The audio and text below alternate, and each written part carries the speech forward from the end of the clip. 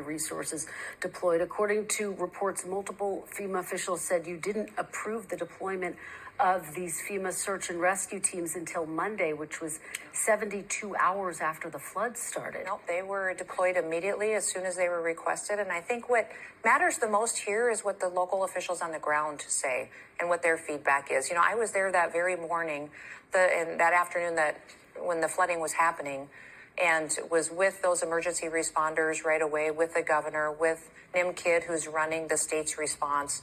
And every one of them will tell you that they got everything that they needed when they asked for it immediately, and that they've never seen a federal government respond in support of a state's management of a disaster situation like this. So those claims, I don't know who's making them out of FEMA.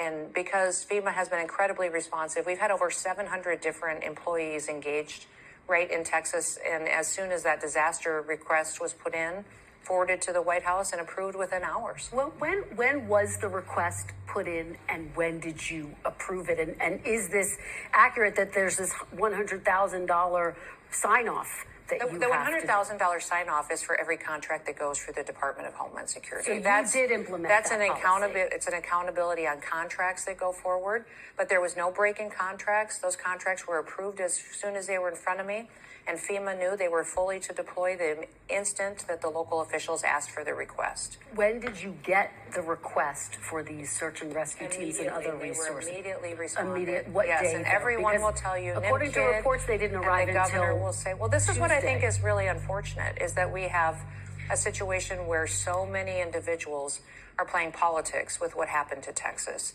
And the governor and the emergency responders on the ground, the mayor of that city, the judge in that county who has some authority over emergency response, every one of them said, as soon as we asked for help, they were here. The federal government was here. And we didn't just deploy FEMA. We deployed our Coast Guard and BORTAC teams. Border Patrol was amazing. Every single agency that we had was there helping as many individuals as we possibly could. And that's what I think is remarkable. It's a very different response, I think, from the federal government we've ever seen in a disaster like this, because we had so many different agencies immediately respond, and that's the way that it should be. I do want to talk big picture in just a moment, but the New York Times is reporting that thousands of calls from flood victims to FEMA call centers went unanswered in the middle of this ongoing disaster because you didn't renew contracts to keep call center staff in place until nearly 1 week after the floods.